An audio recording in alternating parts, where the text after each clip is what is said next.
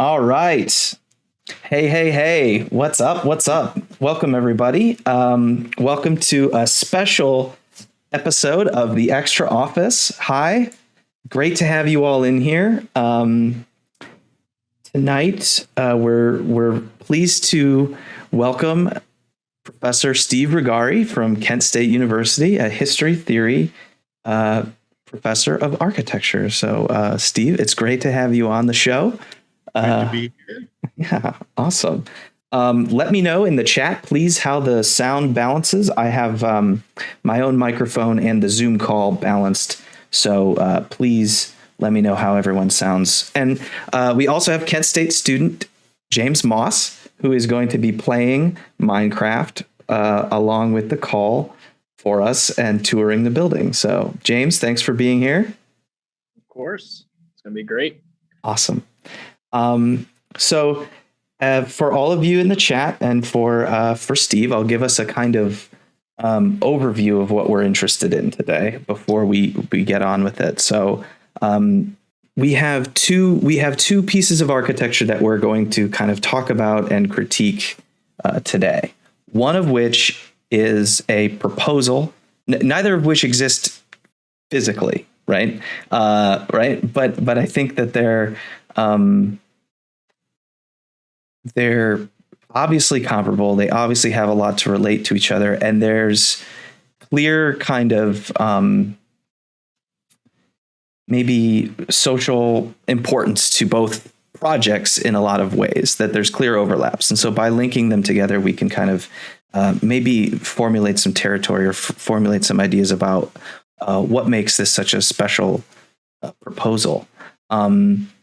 And there's Etienne Louis Boullee's Grand Library that was proposed, and Minecraft Uncensored Library. So those are the two projects that we're going to be looking at. So why don't we start, if you'd like to, Steve, to start by giving us a little bit of a intro to the Boullee's library and maybe intentions that you're familiar with in some way. Sure. So Boullee's library is. Oh, and if you have those images, great. Boullee's library is known mostly for one image, which is this one here. So it's the interior, this sort of vast reading room. There was no set format for libraries. He's inventing one here. And the emphasis in it is on openness. The idea that the books are all visible. There's a kind of panoptic quality, sort of you can look at the shelves and see the books instead of having them locked away in a cabinet somewhere or in rows of shelves like we're used to. And obviously it's a grandiose space. Hey, Steve, we actually lost the stream for a second. I'm sorry. Uh-oh. Boullée broke Zoom. So this was drawn in 1785. Unlike some of Boullee's projects, this is actually a real project. This had a site. There was a patron, a count, who was proposing to open the Royal Library to the public. And Boullée proposed basically building this within the courtyard of the existing library. Now, I have to say the drawing makes it look quite a bit larger than a courtyard. And that's typical Boullée. Everything is vast. But the key thing here is that Boullée was developing a format for a library that didn't exist, an open shelf library where you could just go get books. And that's what you see here are groups of figures climbing up these three tiers of shelves and getting the books they want to talk about them. And that was pretty novel. Libraries traditionally had been, books were sort of precious objects that are kept behind lock and key, basically. So it's a pretty big difference. Let me see here. This is the sectional view of it, and you can see those three terraces of shelves, which we also see in the Minecraft library. The roof of this thing is intended to be wood. It's a wooden roof with a plaster vault. So it's a fake vault. And here you see the plan. The basic idea is this is placed in this courtyard, and a new facade is built on, demolishing some stuff over here. Yeah, here's the roof. Oh, wow. Okay. Yeah. That's really interesting. So, he was thinking about the buildability of this, unlike a lot of his projects where you just look at it and you're like, well, there's no way. And this is a drawing that someone did of the plan showing his insertions. So this is a weird project because it was kind of pragmatic. He's working with an existing building. We think of him as the most idealistic of architects. Everything is a gargantuan project on an empty site. And this was not necessarily. There were several proposals for the facade. This is the plan of the building as it existed. The things Boullée is thinking about here, I think, are the access to the books, but also the idea of the totality of knowledge being expressed in a building. So he, in his little memorandum on it, he talks a lot about the library as a universal collection. And the notion of a library as a kind of utopia of knowledge comes out of the Enlightenment. Actually, in some of my teaching, I follow it through into World's Fairs and other things where there's this idea of a kind of world library that will hold the sum of all human knowledge in some way. And the assumption is always that this will make everyone better. Although, we have the internet now and we could question whether it's made everyone better. But this is very much at the beginning of that. And so the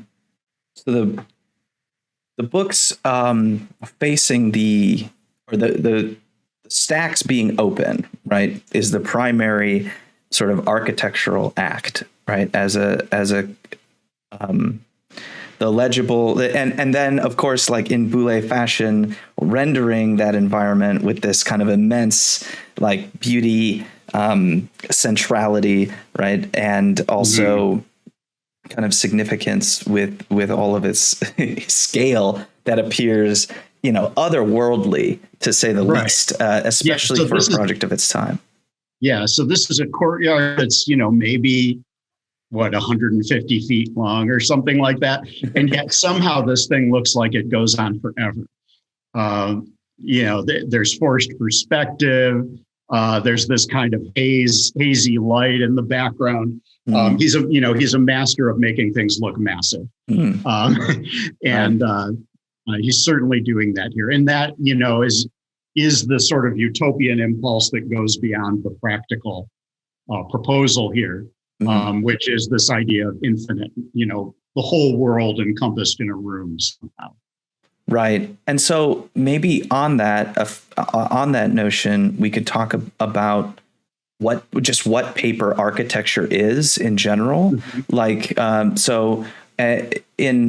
my understanding of Boullée's influence, especially in the sort of history or importance of history theory of architecture, is in introducing paper architecture to people, which is the unbuilt, right, or the fantasy. And this is Boullée in general, not necessarily this project, but that imagining new spaces is the primary act of architecture. And it's why I'm interested in, when we teach architecture to students, one of the things we try to teach you is to think about buildings that you've never seen before, because your job is to think about, how to think about buildings for things that don't exist yet, which is why we need architects, right? Versus builders to execute buildings.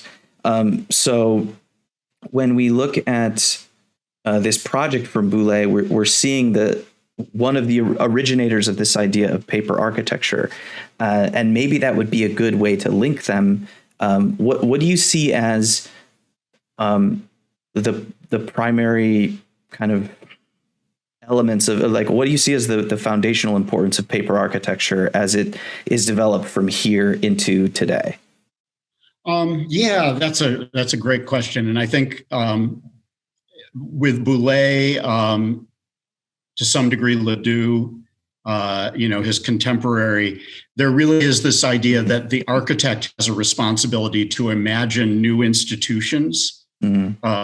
So although this is a case where he was given an institution and said to design it, he still is imagining a new institution in a way, a library that's different from any library previously. And it fits with a lot of, the intentions of his patron, I think. But it is still expressed in a way that it is about the imagining of this institution. And of course, Boullée's other projects are, almost all things that we didn't know we needed, and maybe we still don't know we need after seeing Boulée's drawings. Same with Ledoux. And even crazier, their contemporary Lecoeur, who, came up with all sorts of things that nobody needs. But, it does start this idea that architects have, as part of their skill set, imagining new programs, new needs. And fulfilling them with forms that nobody knew about before, as you said.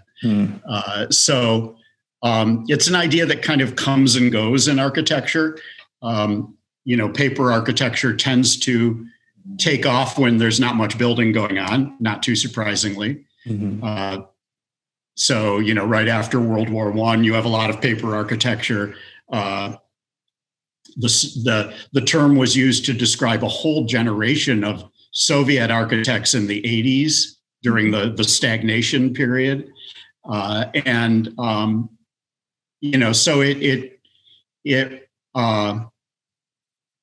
it plays a really important role, I think, in architectural discourse because it fuels experimentation in a lot of ways. And if you think about, most of the big name architects were paper architects, at least for a while. Rem Koolhaas was proposing all of these crazy allegorical buildings in New York before he got to build anything. This is true. And or media was important too, both Rem and maybe Korb in their pursuits, and maybe Lecoeur's buildings as well being almost absolutely paper, right? But we have different types of forms of technology and forms of reifying or rebuilding institutional spaces in the digital and through new communication. And I think it's possible that we could read a kind of failure of the internet to deliver the promise of the radical reorganization of like information and through the fact that these architectures are still necessary inside of them, that the dream of the openness of a library like the one we see here is still yet unfulfilled and needs to be kind of it's not that it's a failure of imagination to do a new one. It's that this library we see here on paper from 49? 85 is still not yet fulfilled, right? This institution is still not fulfilled or built. Possibly. We do have a question in the chat about Labius Woods in relation to just paper architecture in general, right? It's a totally different type of architectural idea, but how would you compare Labius Woods' career then to a Rem or to Boullée? Yeah, Woods is a little bit different. I mean, his work is so interesting because at face value, it just looks almost like pure formal speculation, but it never was. He's always inserting it into a context that's politicized. And there is the similarity that a lot of it is sort of inventing new formats or new institutions in a way, or new programs. The intention, I think, is a little bit different because there's a kind of criticality to what Woods is doing, whereas Boullée or Ledoux, I think, are quite unironic about it. They're quite sincere about their speculations, and that's true of a lot of paper architecture at various times. I mean, the whole tradition that comes out of this, of universal collections, universal museums. Corbusier did one, the Mundaneum. They're all remarkably sincere in their kind of utopian drive. And Woods obviously isn't. Right. No, he's not. It's very much about exposing the kind of problematic zones of space that are created from those rifts between maybe institutions and public and imagination. So awesome. Good question.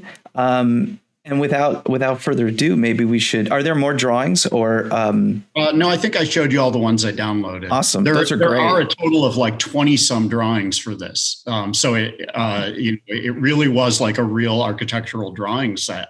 Amazing. Which is unusual for Boullée's, the projects we see. Now, Boullée did a whole bunch of other buildings that were just normal buildings, but nobody ever talks about those. So let's kind of freeze this image in our mind, everybody, and move to James. Why don't you take us through a little bit? Show us around. So this is in Minecraft. Yeah, sure.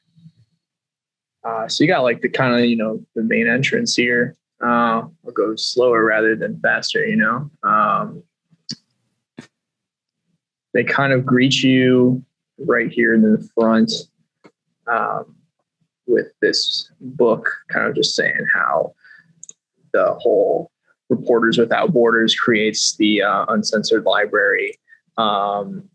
They mention how it took, 3 months to build this, and between 16 different people or 24 different people, 16 different countries, kind of just, trying to highlight the censorship in today's world here. So, and also, they mention online that it doesn't, it takes a minute to render because of its, monumentality. So, over stream, it'll take a few here to get that render here. Tell me a little bit about just mechanically. You're like Minecraft. Explain it to me like I'm 5, right? Minecraft is obviously it's called a sandbox game, right? You can build sort of anything as long as it's out of these sort of pixels, right? Boxes. Correct. Yes. You can build literally, whatever you want. And then I guess depending on what kind of scale you go for, that determines the size and monumentality that you can achieve based on your ideal in the design. And I would say that's trying to match this to a scale in real life terms is a little difficult, because block sizes, and from what I've learned in, taking my own models into Minecraft and trying to replicate them, it's kind of a little difficult when measuring, what size of a block works for what, how sizes relate to measurements and whatnot. And so are you a body? I am one body. Yeah. Okay. And so you're flying around. Yeah, I'm flying around. You can get on this in multiplayer. And then there's like multiple people on here. They've also mentioned that, what if somebody finds it and it's like, well, it's been copied and bought by other people. So it's never going to be taken down because people have saved it to their own their own drives and whatnot. Mm. So this 3D model is in effect a download. Like it has been published, and if it's updated, are there updates, or can it be updated? It can be updated. It updates within the Minecraft server itself. And also I know that they offer updates on the website, on the Uncensored Library website. They also, tell you how to download it on the website there and how to put it into your own Minecraft levels. So, it's all relatively simple when it comes to that. So you could in theory. Now, is Minecraft like a world? Do you encounter other people's stuff in it? It depends on what kind of platform you're in. If you can do single player creative and single player survival. So single player survival is, you're trying to look for food and supplies and stuff. And, whatever supplies you gather, that's what you can build your stuff out of. And in creative, you are just, you're doing kind of what I'm doing right now is I'm flying around and I can have whatever materials I want. And, obviously as a survival, you can't like fly around as a real life person. So those are clouds, right? Like these are clouds that pass through the building. That's wonderful. I have a feeling like Boullée would really love that. Like the kind of absolute fantasy inclusion of a sky, which is fantastic. But there is this issue of like draw distance, right? So is that something that you have set, James, or is that something that the game sets? The game, and you're talking about like how it's not like rendering. Right. So it's like constructing the project, right? It's the game settings. So, and it's also that I think you can render at like 32 blocks in a distance from where your person is. And so and then it starts to fade away. So once you travel further, then it's starting to, get to 32 blocks. That's why it kind of is pixelated and jumping at you as you're moving. Really interesting chat from Blue RK that the size of the blocks is dictated by the overall size of whatever you build, right? Because the larger of a thing that you build with these blocks, the smaller and smaller they become as pixels, essentially. So the limits of what you build, right, it gets more and more dimension. That's a great point. And really, really fantastic and interesting. But do you as a character ever grow or shrink? You don't. I mean, you can pick different skins for yourself and be, different skin, but you can't grow or shrink, unless you're on some like potion. I know that like potions in the game can make you do certain things, but nice. Yeah. So basically you're like a floating eye more than you're like a body. I am a body right now. Like I can go right now. I'm floating so that we can get a better picture at what's going on. But right now I can like get on the ground and walk as an individual. So the building must be very, very large to your scale. The more detail you want, right? Yeah. I mean, it is incredible, and I like the idea of you having to walk it. Why don't we walk over to like the Russia or whichever country? Okay, yeah, that's this way here. I'm glad you know. Yeah. Are there signs? Is there? I mean, it's all in the books. They've got the flags next to each of the places, and then they also have. I know that like near the entrance, they've got transport portals that you can just kind of step on it, and it transports you to the place that you want to go to. So, and then they have this little like, welcome to block. So we're in Saudi Arabia here. Okay. and they tell you kind of the world press index here. So, but each side is designed differently based on what country it is. So, and so the books, there's a kind of interesting link with that that Beijing. Was it Beijing library? It was UN Studio, right? That did a library with books that kind of bent all around, right? And the fact that they're only a wallpaper, right? But it was to me, I was totally okay with that. I thought just the element of that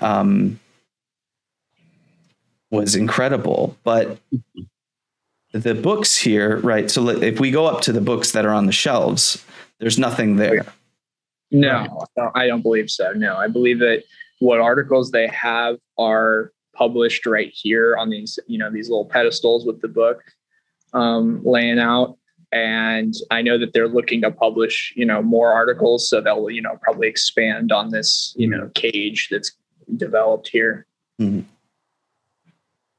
But yeah, each of them presents a different article in English. And I think there's a part on the other side that lets you, choose whatever language that you're going for. I know that side says English. And then, yeah, you got Arabic here. Let me try to move this better. There you go. So you can press, button and get the Arabic or, whatever other language you're trying to go for. I'm pretty sure you can get that, or unless it's based on the game, and then you just do whatever that is in the game. Hmm. Oh, I'm being told it's the MVRDV library. Oh, was it MVRDV? Yeah. Yeah, I remember that one. It's interesting because the books are on pedestals, which is like a medieval library, where each book is like a precious object on a table, like a San Lorenzo, Michelangelo, where each desk has a book. And then the books on the wall, which look a lot like Boullée, are really just wallpaper. Correct. But you can go up, and if you walk it, right, you have to use the stairs. Yeah, I can walk it too. Yeah. Mm-hmm. Yeah, let me get down here. I just want to okay, so wait, hang on. Is that a normal looking stair for Minecraft? I know that the thing I just walked up is the normal looking part of a stair. Yeah, that's they know they have stair blocks. Rise over run size though, right? Since it's pixels, it probably is mostly 1-to-1 rise over run, right? Yeah. Yeah, one cube is that, one square here, and so yeah, they've got half, a half is a step, Right. Well, it's kind of funny though that they're working with blocks. It should be pretty easy to make a staircase, whereas it should be really difficult to make a dome, but their dome is better than their staircase. Yes, exactly. There's these staircases are really meant to be viewed from the from the center of the room, right? Because there's no reason actually to go up here. And I wonder why they're tied back to the wall in such a way. A little bit. It's interesting. It's kind of a cool view from up there, though. Yeah, it's beautiful. Yeah. This one is the only one where there's a symbol in each room, but this is the only one that really says much of anything, and it's kind of blasphemous. It's basically the Kaaba turned into a prison cell, which is pretty sharp commentary on Saudi Arabia. Yeah. That is true. More so than I think the what else is there? An octopus. Yeah, I didn't understand the octopus thing. I do like the octopus though. Actually, if we could go check that out, but I think you're absolutely right there in that the blasphemy of that is a really strong symbol and message, really. Maybe most in the game, though I like, for me, the detail that we'll show in a bit, the floating blocks and the way that they come together is kind of interesting. Well, yeah. Their paving is very good all through this. How do you mean it? Well, it just looks, convincingly like the way you would pave a classical building. Mm.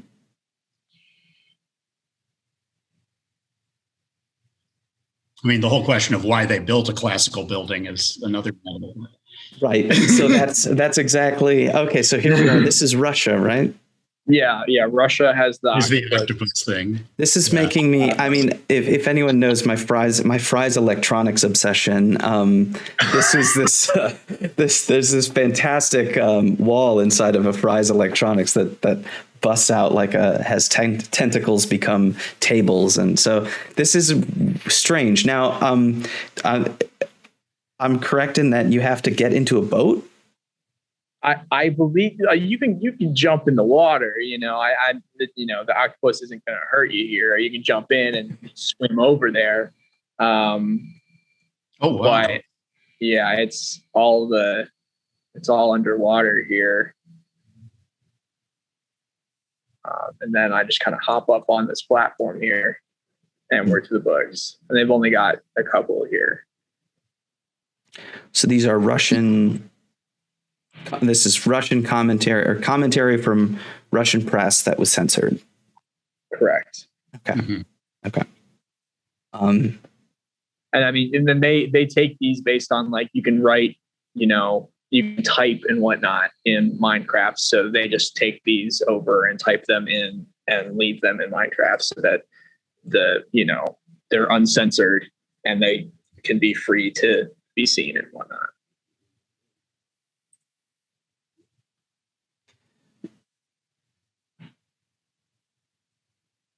So, yeah, I don't know about this octopus thing, but other than that, they've got a couple more over here. It looks like too on this. Oh, a couple more pieces of a couple more articles. Yeah, but the kind of important question that we're asking with this entire stream, right? Indeed, why? And I think it was brought up in this video we watched to prepare for this talk, but it could have been a small room with just books in it, right? They didn't even need to build anything to share information. So the aestheticization of this as a pursuit might have either just the fact that it was built, right? So this hasn't been taken down. There hasn't been any kind of arrests made, right? So the act of creating the library might have been the primary act, and the press behind that act as a proposal or as paper, right? In a way, as paper architecture goes. That was proposal. The proposal is the primary act. I don't know. Yeah. I'm just sort of thinking there. It is really interesting. I mean, I guess that was part of my question about whether you encounter other people's stuff, because it's like if this were in the world, it would be quite visible. And if somebody saw it, they would wonder what it was, et cetera. Whereas if you really wanted to, you think of back in the Soviet era where they would sew articles into people's blue jeans and things, you want to make your potentially censored reporting as invisible as possible to get it to people. Mm-hmm. And here we're making it very visible in a sense. Right. But then again, it's not necessarily visible if you're not looking for it, I guess. Right. It's a very big statement, right? Mm-hmm. To say that this is we have semiotically potent. is the comment from the chat, which is good. Yes. And so the notion of why build, and this is a kind of one of my frustrations with Minecraft at all, is that it seems like I saw somebody say, like, I spent 9 years in Minecraft making this, and it looked like an exact replica of like Cincinnati or some an American city, right? There's like a McDonald's off of an exit ramp by the highway, and a skyline, and I was like, well, there's interesting, like, you have total freedom to kind of create and imagine new spaces, but there is something about just modeling, like as a behavior, that I think is inherent to either desire to share or desire to spread information or create culture, right? Or have community, maybe. Yeah, it's, sort of comparable to like model railroad layouts or stuff like that. Minecraft is everyone's basement, but it's also interesting that there's not really, people are constantly, it looks to me like, trying to make Minecraft do things that it's not really built to do in a way, and that's part of the challenge. Like, actually building an arch in Minecraft is really hard. I noticed in the video I looked at that the arches in this look kind of Mayan because they're really corbels. They're not really voussoirs, because you can't do voussoirs. You can't make a wedge-shaped stone. You can only make a square block. And so it's like the desire to mimic something that's not kind of appropriate to this technology is really interesting too. Oh yeah, look at that edge. Yeah, it gets really crazy when you go in close to it. And it's like, you could build a really interesting version of Egyptian architecture or Indian architecture or Mayan architecture. But no, we have to do classicism. Right. I mean, it is the challenge. It is a challenge, certainly. And, but yeah, you're spot on there. I mean, just the medium in general of Minecraft is such that it has an obvious language of sort of its possibilities of architectural expression. But how are these pixels?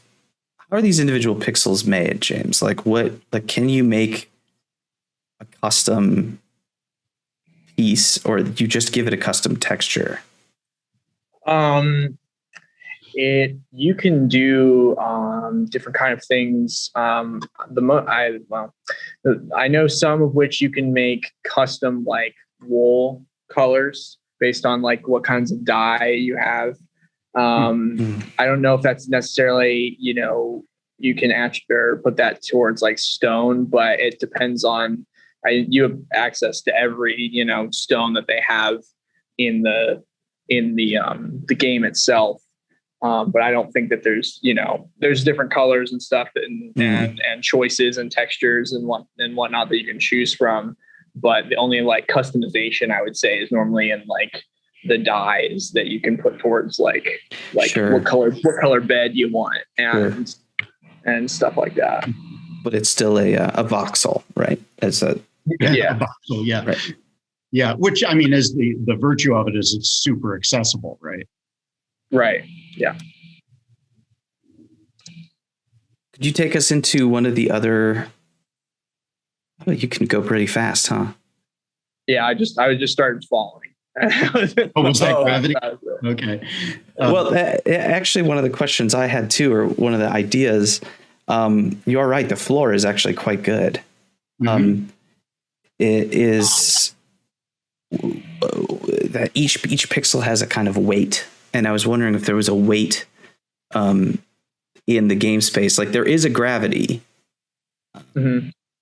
Yeah, I mean, I'm jumping right now. So there is a gravity, but then when you start flying, there's nothing to that. Yeah. And I can move, and then I can quickly move forward as if I was running, and that sort of deal. That's awesome. Which one is this? This is Vietnam. Yeah, got this like huge maze thing. I think there's some words inscribed over here. It's like the Labyrinth of Truth, I believe. Okay. Yeah. Okay.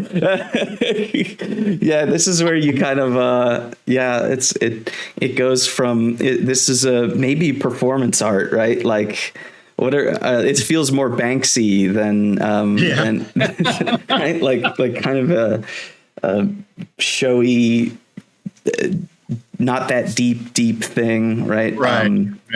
The Labyrinth of Truth. And it's particularly because the whole building turns into a labyrinth if you keep adding more rooms to it. Mm-hmm. I think this is also like height level, so it actually becomes like a maze.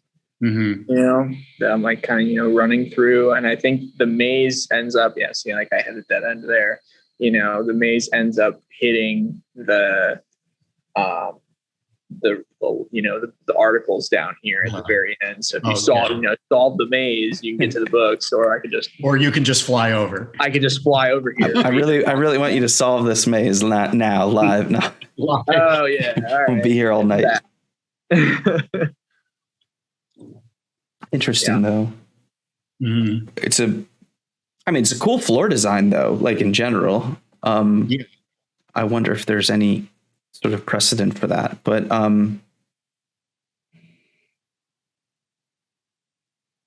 okay. I'm also trying to read. What are those steps down? Oh, the steps down kind of go straight into the wall. Into the wall. Okay.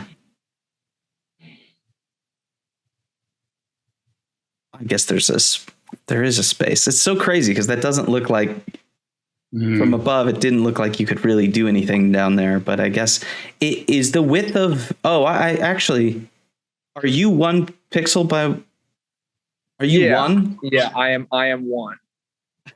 How tall are you? Are you too? Are you too tall? I think it's 3. I think his 2. Well.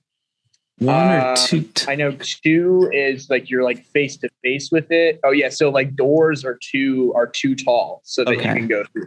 The doors are too tall. Yeah. So you have sort of Hobbit dimensions. Yeah. You're not Vitruvian, that's for sure. Steve is 1 by 2. That's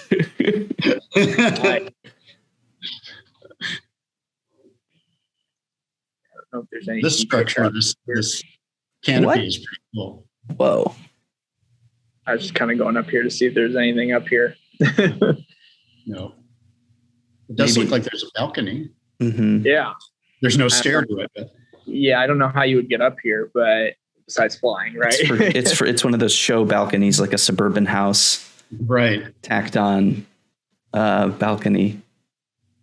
That is an interesting detail at the connection there. It looks actually Japanese almost. Right. And here you can see like the blocks actually kind of work as details in this. Yeah, right. I mean, is there a Vietnamese precedent that I wouldn't, I mean, I'm not like, I'm not an expert on that either. Yeah. I mean, Vietnamese architecture is very influenced by Chinese. Mm-hmm. So similar kind of roof beams projecting.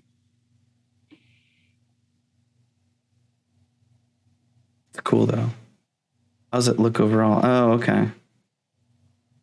Yeah, what's that up there? I get some Chinese out of that. I can see it. Oh, there's like a dragon on top of it. Yeah. Yeah, I can see that. Starts to look like Wright's Imperial Hotel. Mm. I'm not sure if that's a compliment or not. Oh, Frank. That's great. And then, is this one? Wait, this one has 4? Am I just do I have a loose screw here, or has every room been 4 stacks? No, you're right. I think this is different. Yeah. Well, I've gone up 3 sets of stairs every time. I know that. So I think Maybe every room has still been 4. Not sure. I know that I've gone up 3 sets of stairs every time. Right. To walk. I feel like the other one. I know Boullée's was 3, like we saw. Right. And James, is this colonnade letting light in, or is the light like if you were to block yourself in, it's dark, right? Correct. Yes. So are there lights in here? Is that the sky? Yeah. So the sky is through the glass up here. If I can get up there quickly. So yeah, they put glass panels up here. So the sky's up there. I'm not really sure necessarily, but all this, you can kind of see the sliver of the sun over there. But you can see that there's, let's see if I can go down real quick, that there's, some roof stuff up here outside. Roof stuff. Excellent. Actually, speaking of outside, well, let's just take a look at outside really quick, because this is like a full on French garden. Somebody spent a lot of time on those gardens. Yes. We should look at them. Yeah. Yeah, let me get outside here real quick. What? Real quick. Oh, yeah. Yeah, I know, right? I'll walk there if you want, No. Oh, that's yeah, they just made the chandelier. I was looking at it earlier. Out of glass, and like it looks like gravel, I think. Or cobblestone. It's cobblestone. Oh wow. Yeah. That is funny. There's a lot of material misuse in it. There kind of has to be, right? Right. Cobblestone, as long as it looks gray. So let's take a look at the gardens a little bit. Yeah. Are those candles? Oh, nice. Yeah. Here, I've got a couple gardens out by the fountain, or if you want me to go you.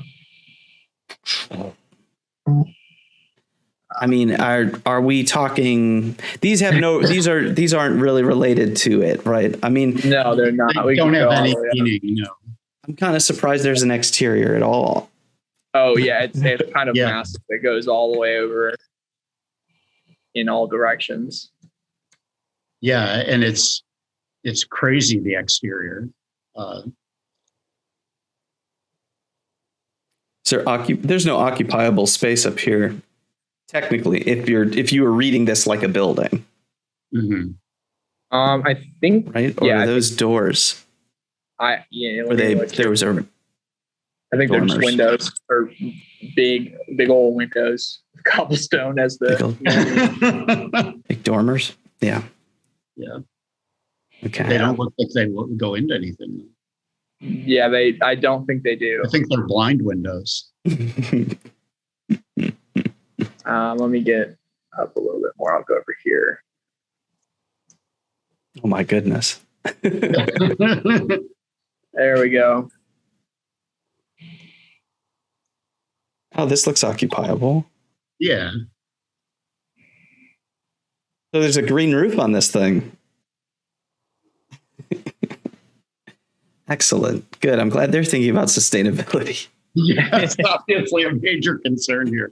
No, this, like unlike an NFT token, right? Like this didn't, like, I wonder, there is processing power, right? Going on. There is real, like, just, I mean, if you were to think about how, like, they spent 6 months building this? Or did you say, James? Yeah. They did 3 months building it, 5.5 months planning in total. Mm-hmm. Because, like, if you think about, how much graphics processors we're having to run, how much, I mean, in the game, James, in creative mode, you get to use whatever resources you need. You don't actually have to mine for them like in game space. Okay. Right. So, however, their processors and like 6 months worth of like work and labor for people to create this, to share the information, which really could have been shared either way. It actually seems almost unsustainable or very wasteful in that this is a piece of digital construction that took that long, right? 24 different people, 16 different countries.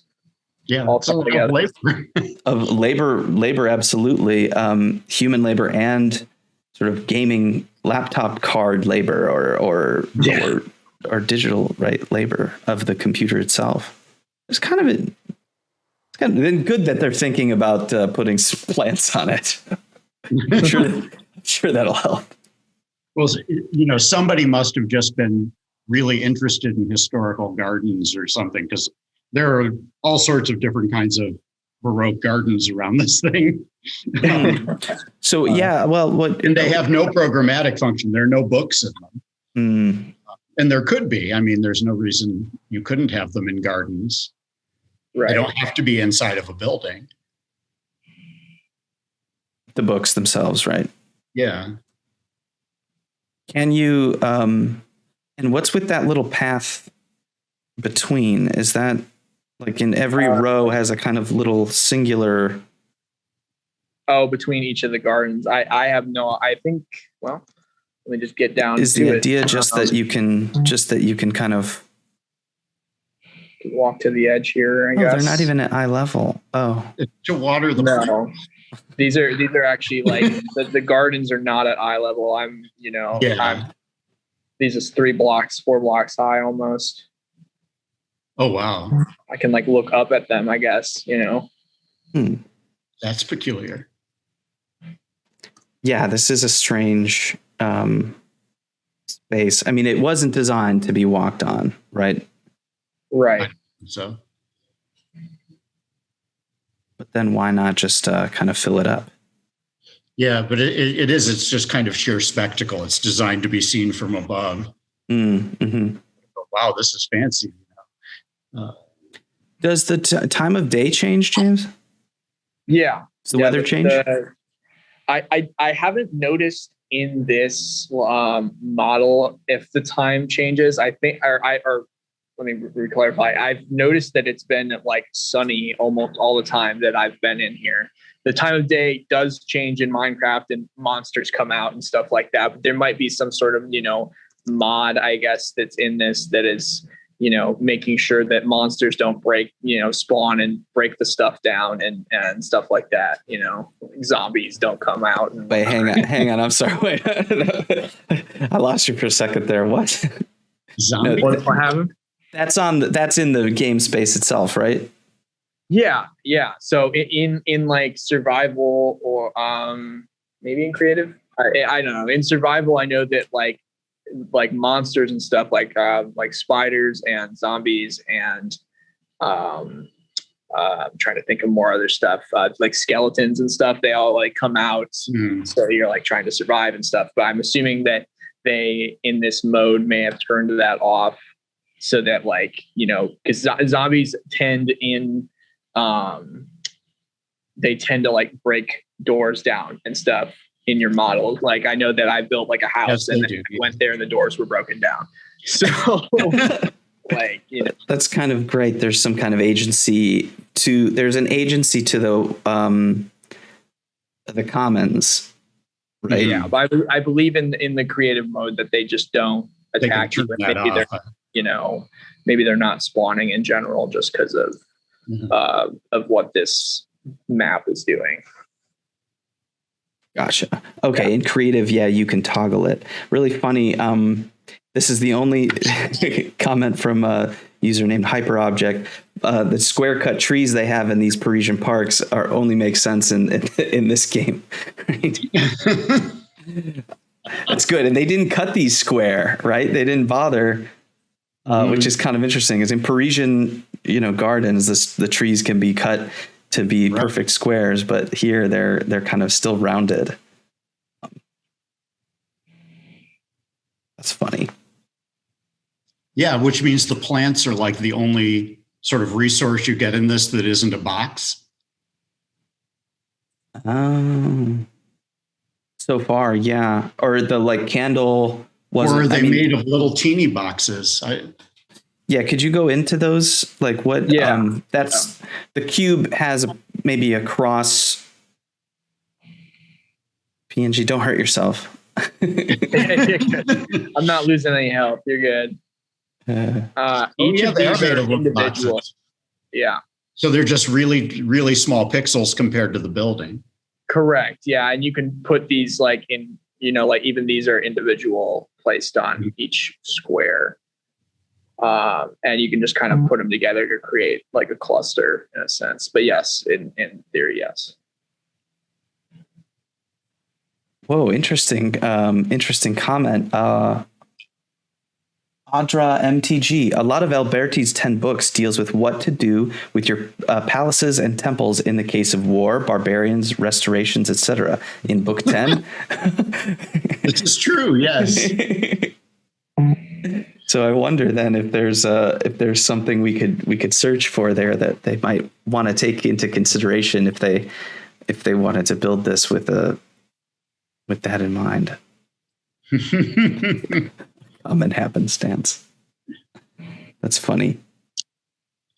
This is great though. So yeah, the gardens are the biggest place where we've seen the kind of depixelization, right? Or I don't know what to say. The pixel, because it's funny because higher even resolution. The textures themselves are very pixelated, right? So there's that. I wonder what the resolution is to texture pixels versus the pixel. Like, is it a 10 by 10 cube? Or if you look at any of the patterns, like that, like how many by how many, you don't need to look at it, but it's curious. I get you. Well, and it's also sort of fascinating that the gardens can seemingly render faster than the building can. Yeah. Draw distance too, or in? Yeah, it depends. It's like there's a draw separate distance is way further, and you can still kind of see it. Yeah. Even though there are a lot more pixels in them. Right. Oh, excellent. Knight of Quinn, thank you. Blocks are 16 by 16 pixels. There you go. Nice. Because that's messed up. Why wouldn't it be like base 10? Because it's all multiples of 8 bits, right? It's computer math. Yeah. Ding, ding, ding. Oh yeah, we have some programmer in the chat as well talking about the 8, 16, 32, 64. Yeah. Very good. I remember that from somewhere in the distant past when computers were more alien than they are now. I feel like you said earlier about how Boullée would have liked the cloud garden here. There's an extreme amount of pixelation to the sky and the clouds. Yes. Yeah. That's not even. They don't even try. Yeah. That looks like almost like a ice caps or sheets. Fun. That's great. So quickly, you could turn off. Oh, you can turn off the clouds, I've been told. Oh. Interesting. In video settings. Yeah. Oh, got it. But I do kind of like what they bring. Yeah, I kind of going through, It's intense. There's very much there's a lot of horizon lines, these are, it's kind of hard not to think of anything in here as not modern. because of that, like the way that it just has the way that the clouds especially sort of reinforce the kind of disappearing edges. Mm-hmm. It's really hard to smoothen that edge enough to the point where you're not seeing those connect. And this thing is like kind of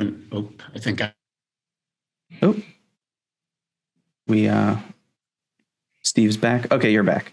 Yeah, I'm back. I froze for a second. Yeah, my internet connection is unstable. Good. Nice. Okay, Love it. You got the books. Yeah. So yeah, it does look like the lights are coming on, sort of thing. That's pretty Yeah. I think these are candle lit. I think if I get up real close. Well, there's one that's out there on the left. Yeah. Yeah. Oh yeah, they are candle lit. Oh no. Oh no. they missed one, or what happened? I think they requires missed one. maintenance.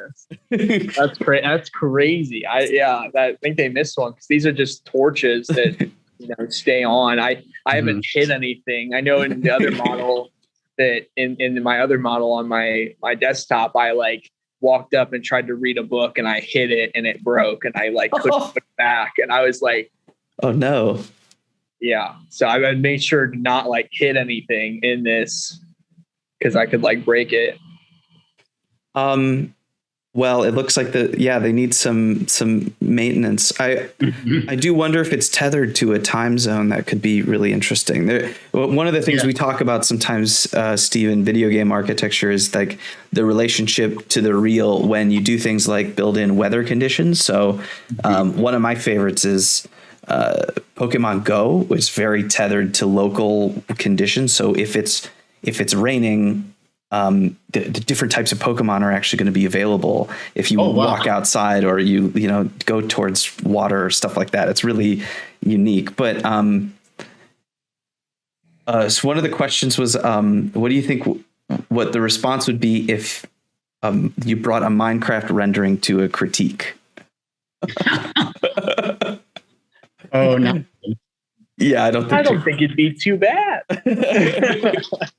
I think it would be pretty rough. I don't know. Yeah. There's something very actually though, Frank Lloyd Wright comparison was kind of apt in the textile block conversation, right? Which is a something Mayan, something textile block like about these. No, there is an architecture you could do with this that would really take advantage of it, I think. And it would be like Wright in LA or Walter Burley Griffin or, one of those weird early 20th century expressionists. Somebody said this is better than any model they have built. build a peanut. Maybe, but in school, but you don't have 16 people working for 6 months on it either, right?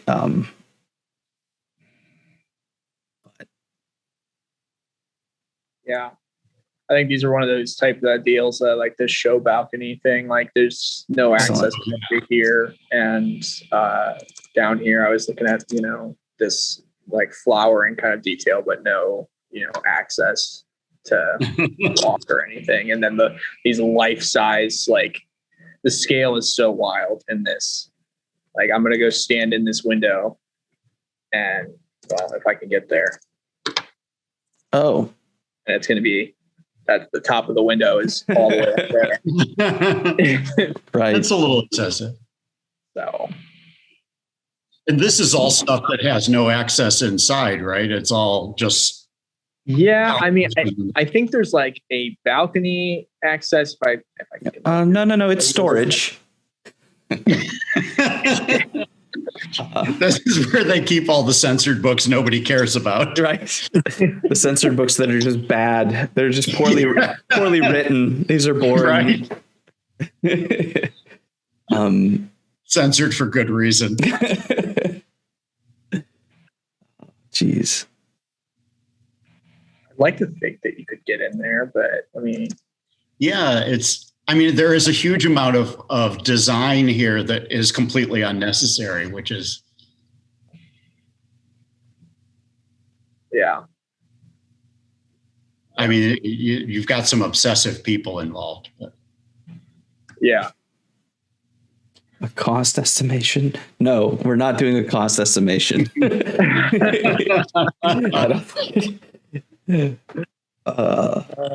would especially be with the material like craziness that's happening. Yeah. I don't know about that. right. 300,000 tons of travertine. Right. Yeah. Maybe if this was a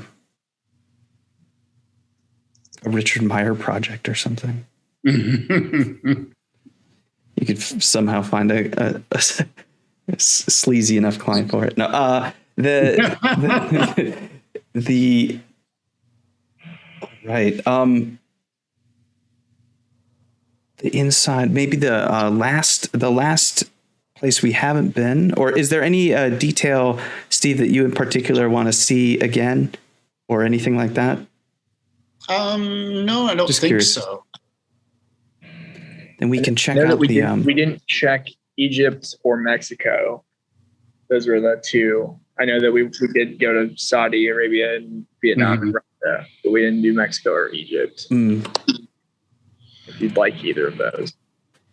I wonder how much this does weigh. Like if you could somehow calculate, I don't know, how would you calculate weight? Just based on all the materials or something? Who knows? Yeah. Well, which is whoever commented that, well, let me know if you figure it out, you know? I mean, the thing I'm sort of intrigued by is where would you put another country? Because if you look at the floor plan there. Yeah, let's look at the plan actually. Could you? Yeah. Let me get to and when you stand still, when you look still, the picture gets a slightly bit better because the way that zoom is. Yeah. No, you have to get closer though. Sorry. I didn't want this. You can't stand on those transporter things though. Right. Oh, I see. I get you. Yeah. So I'll get close there. There you go. Yeah, I guess you'd have to build out from either of those ends. Right. So it would become more and more sprawling. Or you could build up. But they certainly haven't allowed for that possibility. But the other thing is if you're teleporting between rooms, you don't actually have to have contiguous rooms. Yes.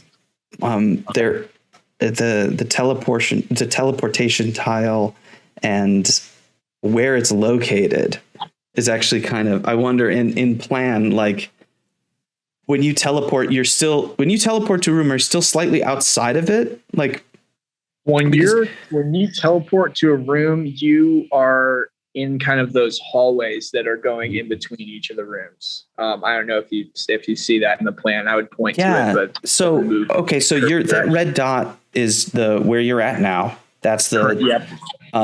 Someone said it looks like the fire department egress.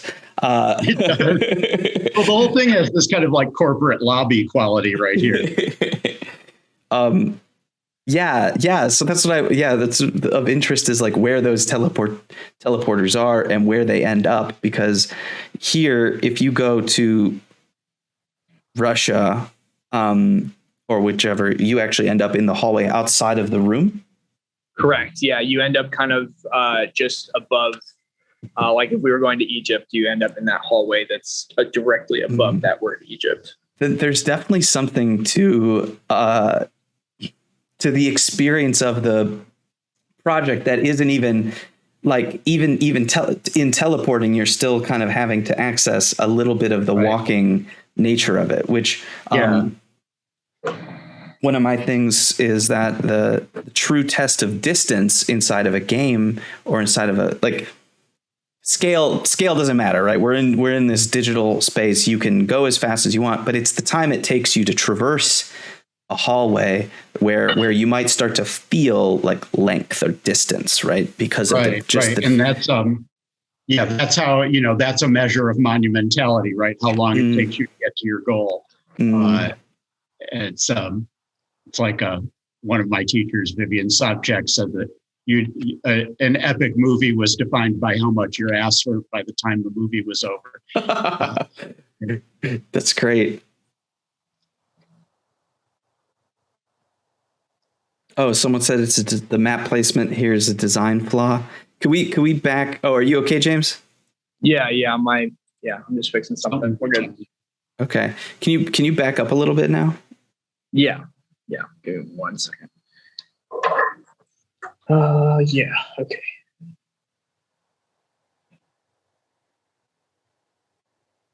So what is the thing? Say that again, Steve. Is this like a kind of low wall in front of the rotunda? Yeah. Could you go back a bit further? Yeah. Yep. Like, is this just in the middle of the room? Yeah. So it's like down steps from where we came in, which was up here. Oh, okay. So we've turned around. I got it. Okay, yeah, I guess it is, in terms of wayfinding, it is a bit of a design flaw. Yeah. I'm kind of surprised there's such a relationship to the ground. Like, you can't walk straight out of a lot of stuff, right? You're in this extremely high, like you enter, you have to go up a big stair and then down a big stair, of course. Mm-hmm. And I wonder if we're below grade at this point, though. Or like how that worked. Yeah. James, are you okay? Yeah. Video is, my phone's dying, so I'll be on audio. We're good. Okay, but you can take us. What's the relationship between where we are now and the ground outside? So I'm floating above. Oh, geez, there's even. Yeah, the giant map certainly has to be below.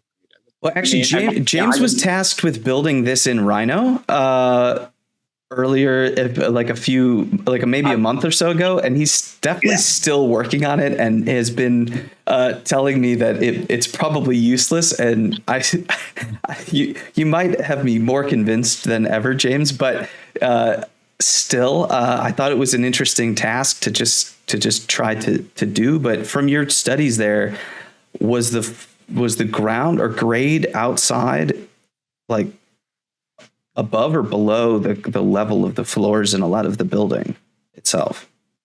I would say that it's been above, because they've got sort of, a stepping format that leads into the building. And so when I'm in Rhino, I've made, a plane and then built up from there. So like the floor level changes are more or less above the plane. But when you're building the exterior, it doesn't actually, show that as well as you may think, Okay. Yeah, that's sort of interesting. I mean, is excavation even a thing in this environment? Well, sure. Yeah. I'm more worried about water leaking. Well, you saw one of the rooms is flooded, so. Yeah. Oh, so this is like a crypt? Is there like a... Yeah, I'm actually just kind of realizing this right now. Oh, this is COVID-19 information, I guess. This is what? This is censorship around the coronavirus. Oh, no.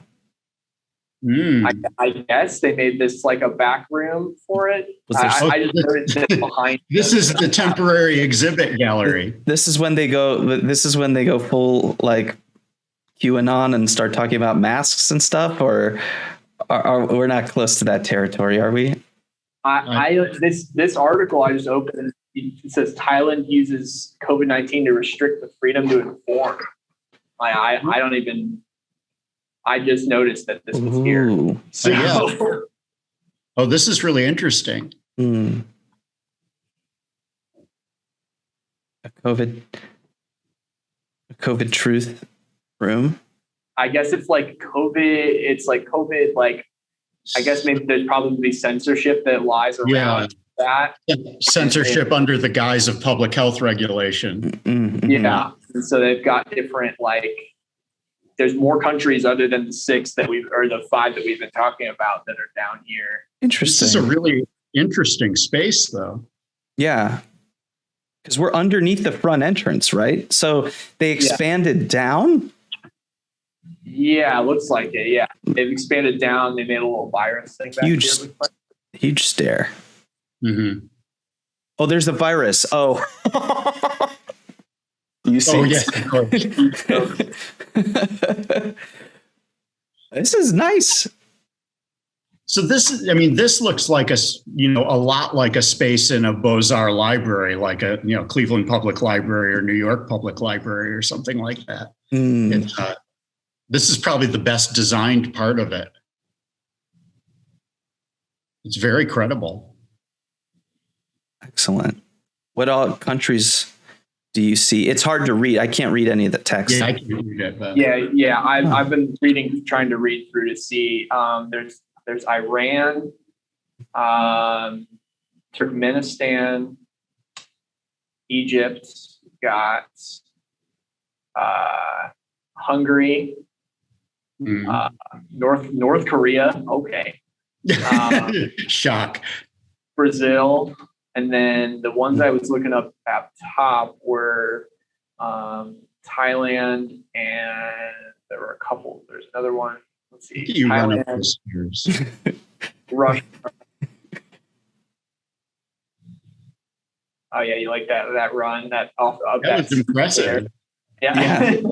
I like that there's like the middle stair, like the popular like sit and read 2 pixels wide, like China. Okay. Yeah, maybe Myanmar and China. Yeah. Someone called it the tinfoil hat room. Well, it's certainly well executed. It is. It really is. Right. Yeah, I was just sitting there noticing it behind the wayfinder there. Yeah, and I don't think that guy who did that YouTube video ever found it. No, it must be updated.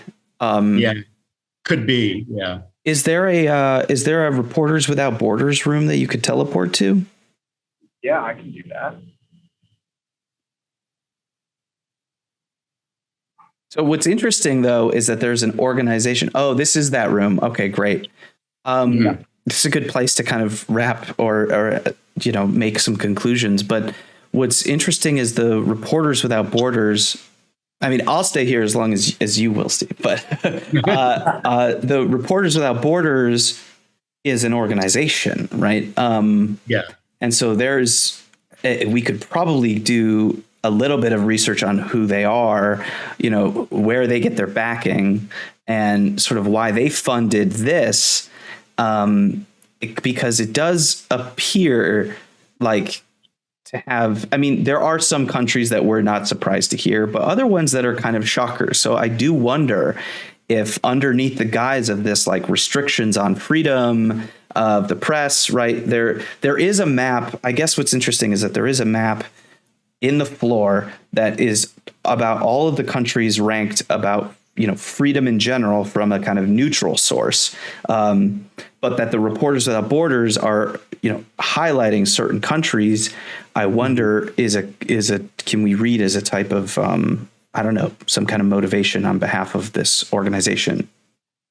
Yeah. Or is it just that the national group in those countries got interested in this, agreed to share stuff with it? Is it purely about who agreed to participate? Yeah. Or did the CIA give Reporters Without Borders money? Well, yeah. Is there an agenda? Us out of the right? Yeah. I don't know. I mean, I doubt it. But it's hard to say. It's an interesting selection. I wouldn't necessarily have expected Vietnam to be in there highlighted that way. So in the floor plans, this is one of the rooms. That's not a country. So it's got four deep stacks like the rest, and it has these floating, voxels. Do these give off light? No, they don't. I don't even know. I want to know what material it is, because it's not sandstone. I'm not sure what material it is, to be honest. It's yellow. But yeah, it's a yellow. It's a sponge. You know, I don't know. Mm-hmm. The sponge. Cheese. I'm hungry. It's not sand, because sand would, you know, in the game, sand falls depending on where you place it. So it's, you know, it looks most like sand. It might be like a clay though, but to be honest.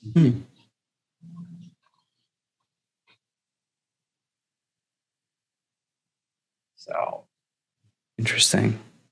All right, and so take us to that moment, right? Yeah. This profound. So here's the one book in this room.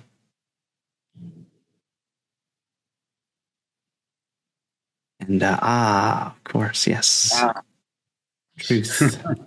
Right. I don't know how long that took. I really do. Like, you know, you got like one guy standing here at the pedestal, and he's like, a little to the left, you know. Like, there's got to be some way of laying it out. I don't know. Mm-hmm. I can teach you. There is a system for anamorphosis. So. I can teach you all how to do this in Rhino, but as far as how to do it in Minecraft, I don't know, but there must be coordinates or plans or ways of building. And what is curious, I wonder if on these large projects, I'm sure it's pretty easy to find out, like they must build a 3D model of this beforehand, right? Like coordinating it. Or in these large builds, James, like who do people coordinate? They do. Yeah. I know that, I mean, in Minecraft, you have coordinate locations, X, Y, Z, on a map and just in general, when you're moving around. I know it's not visible right now, but, you do have coordinate locations. That's kind of how, at least I know that I communicate, knowing where people are and stuff. But, I know that some of the builds I've watched, that some people do be like, they're like, you know, oh, I'm, you know, 233X and I'll go in, you know, 10 blocks and be here and go off of those specifics to build. Wow. Because there are people on like Instagram and YouTube and stuff that are like Minecraft architects, and they put up like blueprints and stuff like that for people to go off of. Well, this seems like it would have almost a kind of industrial quality too, where it's like somebody designs chunks of it and they're repeated. So you could have somebody with less skill who's kind of just repeating them according to the plan, putting them in place, like a section of the stairs or. Right. Very cool. So yeah, it does. There definitely does seem to be. I mean, there's monumentality. There's a lot of attention to the paperness of this experience, right? As a kind of media Trojan horse, right? Like not quite just to smuggle dangerous articles, but to smuggle maybe ideas about who's controlling or who professes to have a kind of open relationship with media, right? And so this also can be read as a kind of propaganda tool for Reporters Without Borders. Not that I'm suggesting that they necessarily are evil or anything like that, but this to put this out there suggests that you are the person who has the ability to have a kind of free and open library where the books face everyone, right? And I do think that's a really interesting allegory, and nowhere is it more easily read than this, kind of. Right. No, it really is. And this is, the Boullée is all about this idea of open access, universal knowledge, being enlightenment. And the choice of, it does seem like the choice inevitably says that in some way these are Western values. The countries highlighted are mostly coded as non-Western in some way, even Russia to some degree. So yeah, there is an element of that. So if we could make some concluding remarks, maybe about maybe the relationship. I mean, we kind of have the whole time, but there seem to be transferable foundational ideas about space, and image and information, and sort of the relationship between culture and ideology, culture and architecture, that translate through hundreds of years of technology and time, and that's kind of incredible. No freedom without press freedom. Yes. Nice. I think there are light features, to be honest. I just look at maybe, I don't know. Oh, ooh, what's that? Is that a drain? It looks like it's a light. Sorry, not to interrupt the conversation. Okay. Are there bathrooms? I have no idea. I was just looking to see if there was like a light that was lighting this up here. I see. It looks like it's, like stage lit. And so I was thinking coming through these holes here. Oh Lord, this looks like it's, oh my gosh. Wait, what? That one didn't have a, are they all? These don't have glass on them. Like these ones over here have all the glass on them. So I'm not so somebody left the covers off. Fault my desk. Yeah, these little anomalies are. Something tells me that someone's been accessing this information and changing something about the room as a message. Maybe there's like maybe there's some Morse code or Russian something. security services leaving a signature. Right, exactly. That's great. It's very scary, actually. Like watching that happen is something like that. That's something I might dream about tonight. Like I'll fall down a hole that looks exactly like that.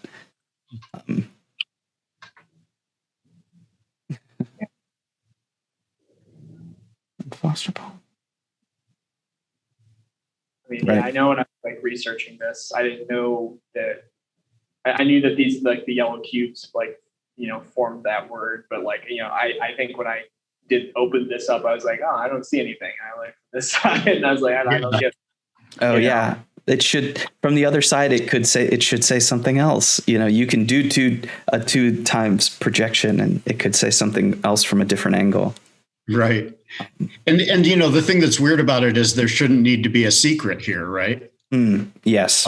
There shouldn't be any riddles because that's something you need under oppression. 100%. Same with the and someone mentioned earlier the maze. Mm-hmm. Yeah, mazes again. So there are some mixed metaphors going on, definitely.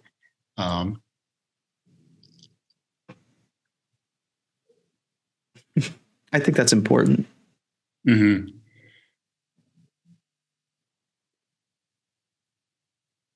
Very cool. This one is not this. Oh yeah. So that was the transporter. Yeah. So then it teleports you back and you're like, and then it tells you like, what place to go to next, so that you're at the center point. Awesome. Amazing. Well, thank you so much to, of course, Kent State University for sponsoring this stream and sponsoring a lot of the work that we do here. So special thanks to James Moss on what is actually graduate and undergraduate student worker appreciation week. So we appreciate you. We appreciate you. But really, I wouldn't have been able to make this happen without James. I appreciate your dedication and he at the architecture building at 9:30 at night. It seems to be unheard of in the pandemic era, but I'm really thankful for you that you're there. And of course, Steve Rugare for joining us, sharing your expertise and knowledge, and all these amazing details you've helped us uncover about the relationship between Boullée and Minecraft, of all things. Thanks for the invitation. It was fun. Oh yeah. Super. Do you have any kind of closing thoughts or about maybe, I don't know, I mean, the one thing that I keep coming back to is the way that Boullée draws can achieve certain kinds of effects that you just can't in this, because everything is sort of at the same level of resolution. So there's no atmospheric perspective really. And that has some weird effects. I mean, we saw how vast certain pieces of this are. That the Boullée actually looks vast, but it's actually a design for a legitimate place that would fit into a real urban environment. This, has all sorts of weird scalar things going on that are designed to create that effect of monumentality that Boullée can do at the stroke of a pen, in a sense. Awesome. Right. And also thanks for all of our chat that's been active tonight. I really wish I could record the chat. I'm more so stating this one for the recording after. I wish I could record the chat in the video so you could see it later when this is on YouTube, but I for some reason can't do a Zoom record, and don't worry about it. I'm working on it though. But thank you all to all the comments in the chat. They've been really wonderful helping us stage this conversation, and what a very cool event. It was really fun to be a part of it. So, and I'm anticipating a couple of maybe follow-up late night emails from Steve and I, maybe DMs about this, like, hey, wait, you know what? I just thought about this or that. Yeah. And so it's really wonderful bringing you into these conversations, and maybe there'll be more coming in the fall, possibly, about the video games and architecture. So we're working on that. Great. So awesome. All right. Okay, everybody. Thanks so much.